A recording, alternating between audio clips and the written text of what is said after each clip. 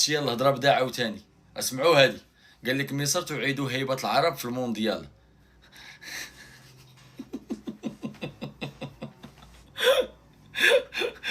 كيدقوا على الجزائر وتونس.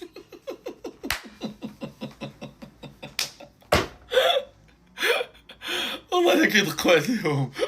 وما حنا بعد كل بعد المملكه المغربيه الشريفه واخا تبغي تدق عليها ما كاينش الباب ديالها. حنا عايشين في عالم اخر. حنا عايشين في كوكب اخر. تبغي تطلع عندي باش تصوني ما كاينش الاكسجين ولا تطيح صايب دومي فينال. عرفتي دابا دوي مع مصري يقول لك وبنادي على السيناوي واخوك العناوي واخوك السمساراني واللي كنت كيبيتات وانا هادي على السيكاتي والملكاتي والحتاتي. اي والله ضربوا نيوزيلندا. الرياضه الاولى عندهم هي الريكبي والثانيه هي كيزلطوا كاوكاو والكانغارو.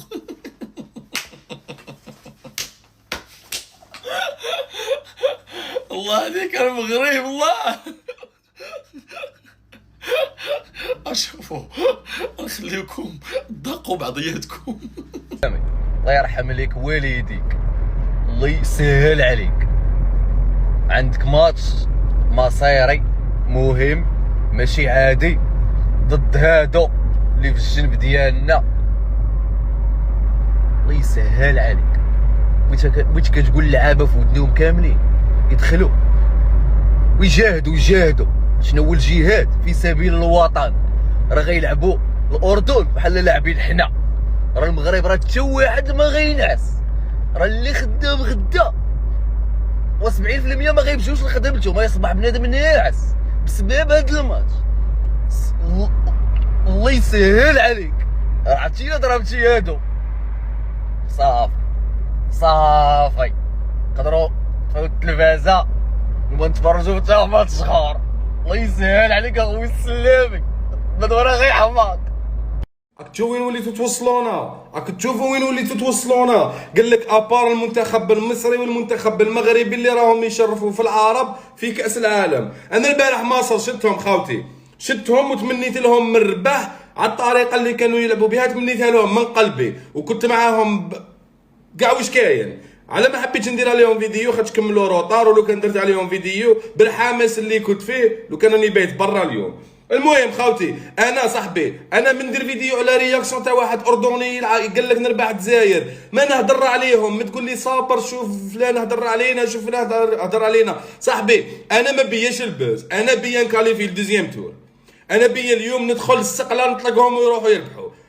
الهضره في التيك توك بلا بلا برك صاحبي. انا ماذا بيا نهضر في 90 دقيقه باش ندير لك تصويره تاع واحد اماراتي مورايا ونعاود لك الفيديو تاعو واش قال واردني نعاود لك الفيديو تاعو واش. انا ما خصنيش عباد من الاردن يتبعوني خاطش ما يفهموني ما يفهموش احنا نهضر. يعني انا هادو اللاعبين اللي قال لك كميه ضغط كبيره في كاس العالم حطيتوها علينا حنوني. تدخل تخدم في شركه في السي في تقول لهم نعم نعرف نخدم تحت الضغط. تشد بلاد رافد تريكو كيما هذا تاع ليكيب ناسيونال تقول لي الضغط وكاس العالم ما تقدرلاش حطها صاحبي. ما تقدرلاش حط صباطك رفد صباطك حط التريكو تربح. كاين اللي جوار ماكش داير فينا مزيه صاحبي. راك تلعب على الاعلام باش القيمه السوقيه تاعك تزيد. حنا نعرفوا البالون راني عارف انا واش معناتها تكون تلعب بالمنتخب وطني. كاع رانا عارفينها هذه صاحبي. كاين دي جوار يتمناو يلعبوا المنتخب وطني. بتا جاتك لوكازيون تقول له ضغطك كبير عليا يا خويا ماكش قادر للضغط هذا ما تلعبش. والضغط اللي راهو حنا اللي درتوه لنا نتوما كيفاه ما فهمتش. فارس شايبي هذيك العقليه تاع حط لي تصويره تاع رافد جبل صاحبي ما تقدر لهاش حطها بكري كانوا محاربين. هل يفعلها الأردن أمام الجزائر؟ أنا رهاني على منتخب الأردن وغيرة منتخب الأردن والفريق اللي نحن شفناه في كأس العرب فريق القوي العنيد. وباكر إن شاء الله منتخب الأردن بيحقق مفاجأة وبيفوز على منتخب الجزائر ويحقق أول فوز للأردن في كأس العالم وإن شاء الله يروح لأكثر بإذن الله. الخسارة اللي خسرها مش نهاية المطاف.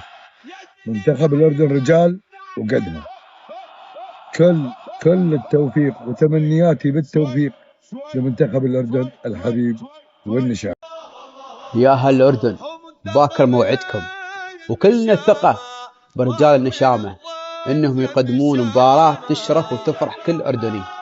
من الإمارات نقول لكم كل التوفيق، وإن شاء الله نشوف أداء بطولي ونتيجة ترفع الرأس. النشامة قدها وقدود، وعندهم الروح والعزيمة اللي تصنع الفارق داخل الملعب. كلنا معاكم، وإن شاء الله نفرح سوا وفوز يكتب في التاريخ. يا رب التوفيق للنشامة في هذه المواجهة الكبيرة. الله يوفق الأردن ويكتب لهم نتيجة تبيض الوجه بإذن الله. كل التوفيق حكم النشامة، إن شاء الله نتيجة تاريخية وفوز للأردن ويفرح فيها كل الأردن إن شاء الله، وكل العربية يفرح إن شاء الله على فوز الأردن إن شاء الله. باكر نفرح إن شاء الله على هالفوز ونتيجة إن شاء الله. يستاهلون والله، لعبهم حلو والله. شوفوا مصر، تذكروا مصر والمغرب ترى راح يروحون بعيد بالبطولة، راح يتعدون دور الثمانية. المغرب عادي، لا تستغرب ان المغرب تلعب على نصف النهائي او توصل من الاربعه الاوائل. المغرب لا تستغرب، مع المغرب والله لا تستغرب انهم يجيبون الاول ولا الثاني لا تستغرب بعد يمكن بعد كم سنه يجيبون كاس العالم. تخيلوا ان لامين يامال مغربي، لامين يامال اللي اليوم ضرب سالم كتف طاح، ترى مغربي، وخيروه بين المغرب والاسباني واختار اسبانيا. والله انا مستني الفرحه دي من زمان يا جدع. ده انا نفسي انط جوه الشاشه وابوس كل واحد فرحان ليا طبعا، ولكن انا ما اقصدش الشباب. خلينا الاول نصحي كاتب التاريخ اللي نام جنب مراته. قوم يا اخويا، مش وقت نحنحه.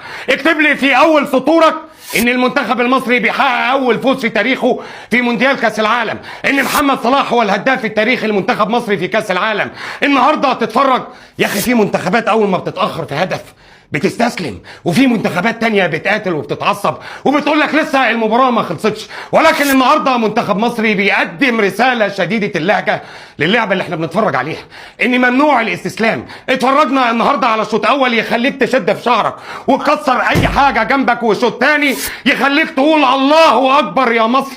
شفنا النهارده شوط اولاني كان مستفز جدا. صلينا صلاة الفجر، ركعة بندعي للعيبة وركعة تانية بندعي على اللعيبه، وما انتش فاهم حاجه ولا اي حاجه. بنلاعب فريق واخد بالك لو جه قوم عاد نفسهم هيكونوا اقصر منهم، ولكن شوط تاني 3 أهداف بعزيمه واصرار وحماس وكل شيء. شفنا النهارده في الشوط الثاني وكأن الفريق اتغير، كأن قسما بالله العظيم مش دوت الفريق اللي كان بيلعب في الشوط الاول. شفنا النهارده كابتن حسام حسن، انت مش عميد، انت رئيس اركان حرب.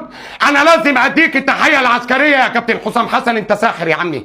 عملت ايه في الشوط الثاني؟ انا هقول لك عمل ايه. الشوط الاولاني في ال 45 دقيقه اللي كان بيلعب فيهم المنتخب المصري كنا بنلعب بنفس الطريقه اللي لعبنا بيها قدام المنتخب البلجيكي، ودي مش نافعه خالص ان هم قافلين العمق، وما عندناش لاعب يقدر ان هو يكسر الخطوط ويوصل كره في العمق. اللاعب الوحيد كان اسمه امام عاشور بيلعب جناح شمال، وعلى الناحيه اليمين زيكو لما بيطلع محمد هاني، الاثنين بيقعدوا يلمسوا ببعض. وشفنا الناحيه الشمال كان فتوح مع امام عاشور، ولاقي طبعا عمر مرموش تايه في العمق، ومحمد صلاح ما كانش لاقي نفسه. في الشوط الاولاني استقبلنا هدف وقول لنا اسم الصنف ايه يا احمد يا فتوح، خرجنا احنا